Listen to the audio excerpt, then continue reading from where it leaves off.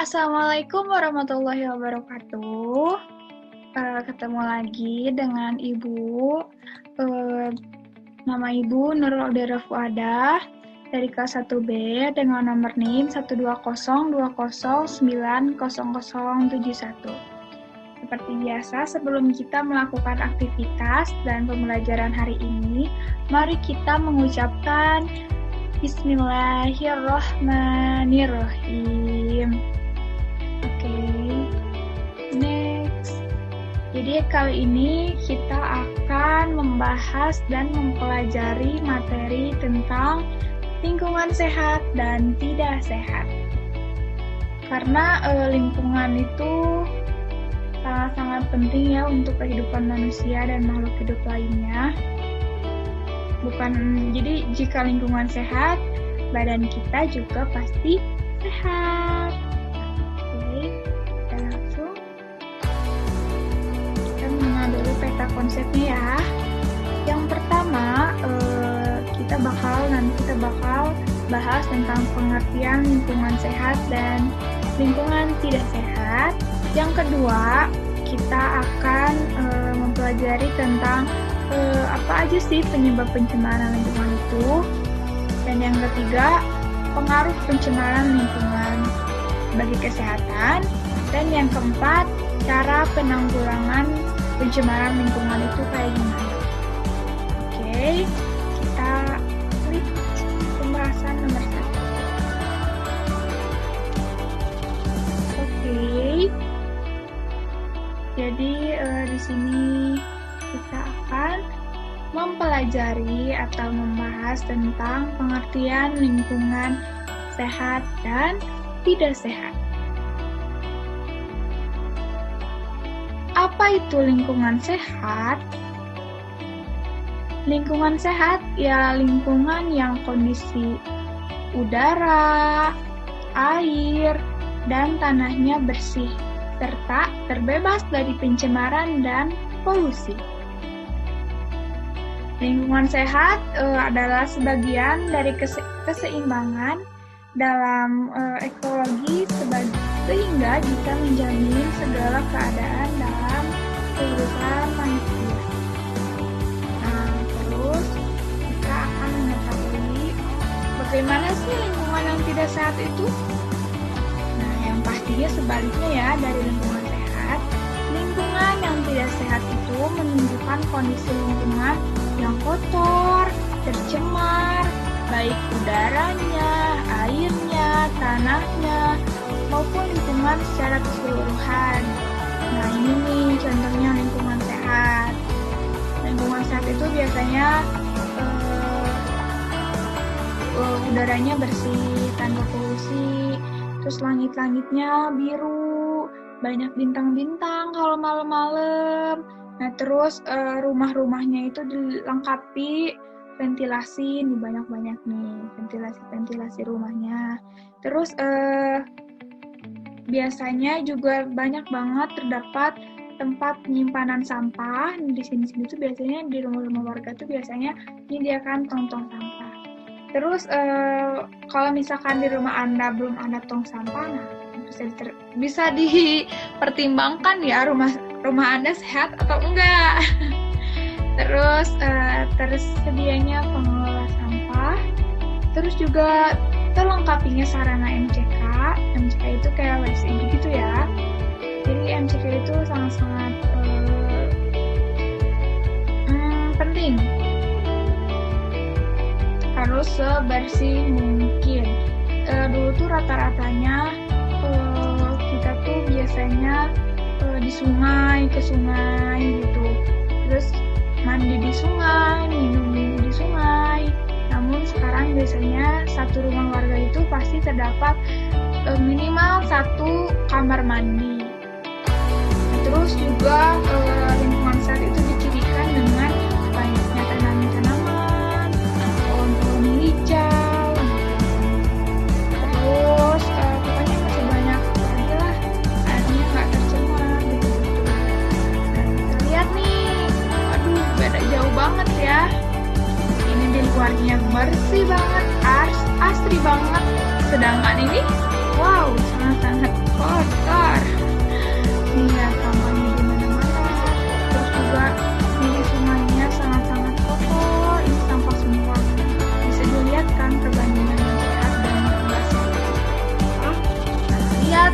lingkungan sekitar kalian, di lingkungan teman-teman semua, apakah lingkungan teman-teman semua itu termasuk ke dalam lingkungan yang sehat atau tidak sehat? Ayo, kita kembali ya. Kita langsung ke pembahasan yang kedua, penyebab pencemaran lingkungan. Nah, jadi pertama itu ada di sektor transportasi.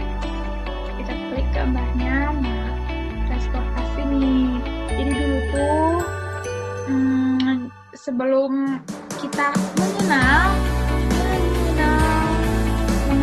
mobil, motor, bus kota, pokoknya yang lain-lain, itu tuh udaranya masih bagus ya, karena dulu tuh kita transportasinya pakai kuda, ada juga yang banyak lah pokoknya kayak sepeda yang gitu.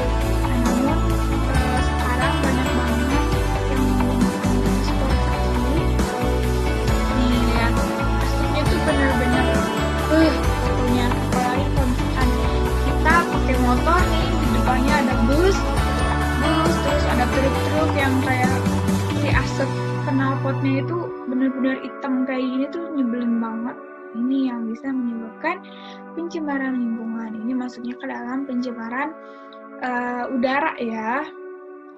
Nah, ini paling banyak nih biasanya di jalan-jalan. Nah, kenapa di kampung-kampung tuh pada sejuk gitu, terus kayak nggak bau asap gitu ya, karena sedikit banget transportasinya. Mereka masih menggunakan transportasi yang nggak ada bensinnya, contohnya kayak sepeda tadi, terus kuda. Tapi kalau kuda sekarang jarang ya, biasanya masih pakai jalan kaki atau menggunakan sepeda. Nah, selanjutnya sektor industri. Nih, pabrik-pabrik itu kayak nomor 1 nih sektor pencemaran lingkungannya. Nah, setelah sektor industri langsung ke transportasi. Nah, kenapa sih bisa jadi nomor 1 yang merusak lingkungan? Karena selain dari pencemaran udara nih yang dikeluarkan dari cerobong-cerobong pabrik-pabrik besar ini, mereka juga biasanya membuang limbah ke sungai. Jadi mereka limbahnya tuh dibuang sembarangan ke sungai gitu. Jadi menyebabkan pencemaran udara, tapi mencemarkan pencemaran air juga. Terus ada juga dari sektor rumah tangga. Contohnya itu dari makanan yang kita konsumsi atau itu biasanya kan pakai kemasan. Itu yang menyebabkan pencemaran lingkungan. Kita buang sampahnya sembarangan. Terus juga kita banyak membeli produk-produk yang memakai kemasan. Dulu kan pakainya kan koran gitu kan, nggak plastik. Namun sekarang pasti aja dikit-dikit beli gorengan pasti plastik yang dikasihnya. Terus kita beli air minum nggak pakai gelas kan, biasanya sekarang tuh pakai botol seperti ini. Nah, sebenarnya ada 2 lagi. Yang selanjutnya itu adalah sektor pertanian.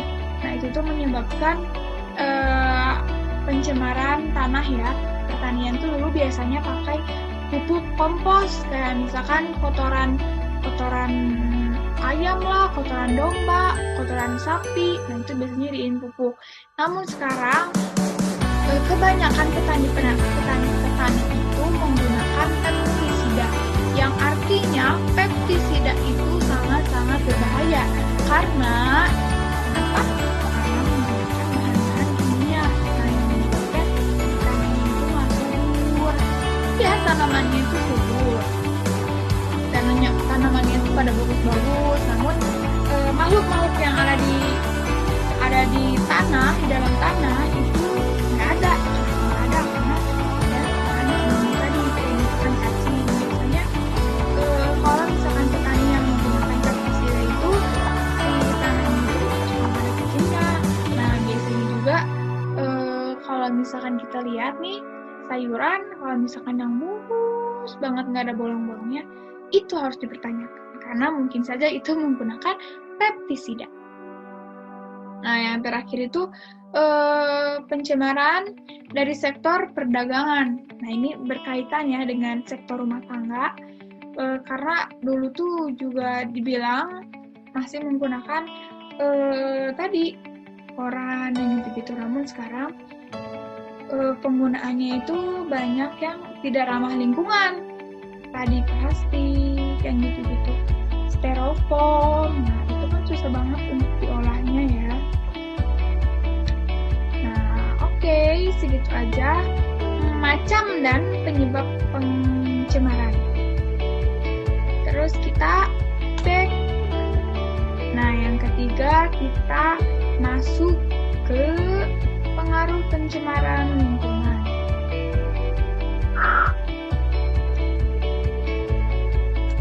Nah, yang pertama ada pencemaran udara, yang kedua ada pencemaran air, yang ketiga tuh harusnya ada pencemaran tanah, dan yang keempat ada pencemaran suara. Kita ke yang pencemaran udara dulu ya. Pencemaran terhadap udara berdampak besar banget terhadap kesehatan manusia. Udara yang kotor pasti mengandung zat-zat kimia yang berbahaya bagi tubuh. Selain itu, udara kotor mengandung berbagai penyakit. Nah, penyakit yang disebabkan oleh pencemaran udara itu apa aja sih? Misalkan asma, sesak nafas, paru-paru. Bisa juga pencemaran udara itu yang jerawatan, itu debu-debu ya. Bisa jadi ke kesehatan, masuk ke dalam kesehatan. Nah, gimana sih caranya biar kita tuh nggak punya penyakit-penyakit ini? Nah, kita tuh biasanya harus kalau habis dari luar, kita lebih baik cuci muka dulu, bersih-bersih dulu, baru tidur, baru makan, baru melakukan aktivitas yang lain. Terus juga kalau keluar rumah pakai sunblock, pakai yang gitu-gitu lah pokoknya. Terus pakai masker ya, masker soalnya sangat-sangat berbahaya udara di luar. Terus yang kedua, pencemaran air. Pencemaran air dapat membuat kesehatan makhluk hidup maupun lingkungan menjadi terganggu. Air yang telah tercemar dapat membahayakan kesehatan karena air yang telah tercemar mengandung bibit penyakit dan zat kimia yang beracun. Ini pencemaran udara tadi kan contohnya kayak dari industri juga. Pencemaran air itu biasanya juga dari industri karena mereka membuang limbahnya ke sungai, dan juga dari konsumsi sampah-sampah masyarakat. Misalnya teman-teman nih kalau teman-teman buang sampahnya sembarangan, buang sampahnya ke sungai, nah itu berarti kalian yang menyebabkan pencemaran air. Nah, siapa sangka loh ternyata ada juga penyakit yang bakal menimbulkan penyakit yang bakal kita rasain ya. Nih contohnya tuh diare, penyakit kulit, muntaber. Itu yang bakal terjadi. Nah, ini tuh kita Ibu bakal sedikit dulu membahas tentang gimana sih ciri-ciri air bersih itu. Nah, air bersih itu ciri-cirinya yang tidak berbau, yang tidak berasa. Jadi saat mungkin kita kumur-kumur atau gimana tuh nggak berasa pahit, nggak berasa manis atau gimana-gimana, tapi tawar rasanya. Terus juga tidak berwarna. Tidak berwarna itu jadi kayak nggak berwarna kuning, nggak berwarna hitam, keruh gitu ya, tapi warnanya itu putih, jernih. Nah, itu. Kalau misalkan kalian masih tinggal di daerah-daerah di mana masih banyak sungainya, masih banyak air-air jernih yang mengalir, usahakan untuk tidak langsung meminum ya, tapi harus dimasak terlebih dahulu. Walaupun itu air galon ya, kalau misalkan kita untuk konsumsi air galon itu harus kita masak dulu, karena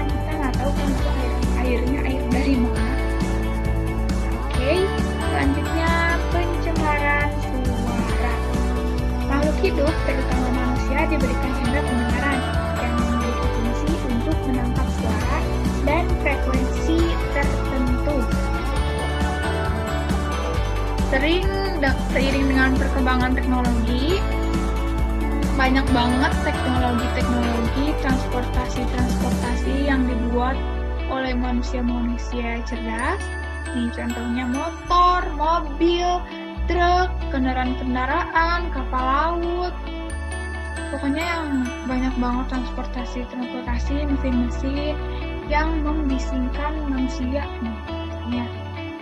Jangan salah loh, ternyata ada juga yang bisa disebabkan oleh benda-benda tersebut atau transportasi tersebut. Ini contohnya kalau misalkan kita tinggal di rumah, terus ada tetangga nih yang selalu yang punya motor yang berisik, yang bising, itu bisa menyebabkan berkurangnya daya pendengaran, kaget juga, mudah marah juga. Terus juga biasanya di pabrik-pabrik plastik, kain, apapun itu biasanya si mesin-mesin itu berisik banget. Itu yang bisa menyebabkan kurangnya daya pendengaran. Bisa aja nih teman-teman di sini tuh, kenapa sih kok pusing banget ya di sini karena berisik nih, takut berkurangnya daya pendengaran. Oke, kita lanjut ke yang pembahasan yang terakhir, cara penanggulangan lingkungan.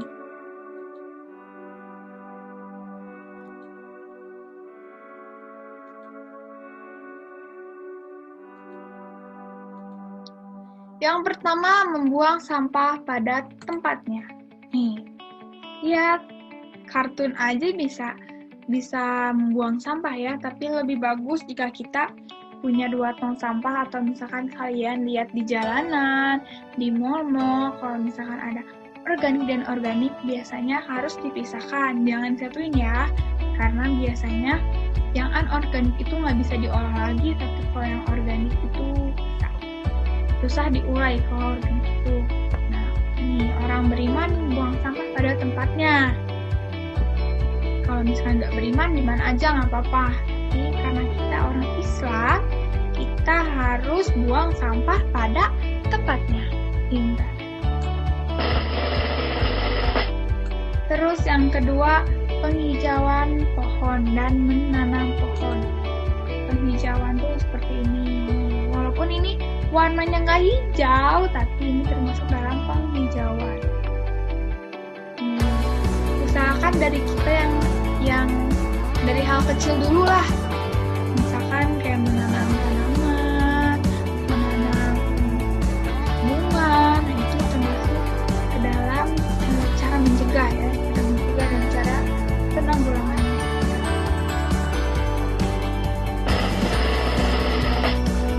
Terus menaiki transportasi umum. Kita naik bus, kita naik kereta, kita naik apalagi ya, pesawat, pokoknya pakai transportasi umum agar polusi-polusi di luaran sana, di jalan raya sana itu berkurang. Nih, agar yang punya transportasi itu sedikit gitu ya. Nah, penanggulangan limbah industri, terus selanjutnya tidak membakar sampah. Loh, Bu, kenapa jangan membakar sampah? Karena itu dapat menyebabkan polusi udara nih. Asap-asap yang dihasilkan si ibu ini saat membakar itu bakal menyebabkan polusi udara. Tuh, ini udah ada ininya loh, udah ada dari Dinas Kebersihan, tiap orang dilarang membakar sampah yang mencemari lingkungan. Ini udah ada pasalnya.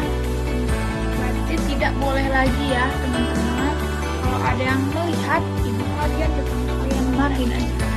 Maaf Bu, tidak boleh membakar sampah karena dapat menyebabkan polusi udara, pencemaran lingkungan.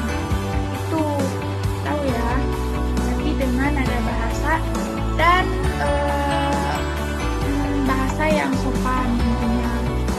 Oke? Terus juga mengurangi pemakaian kendaraan berbensin. Maksudnya gimana sih?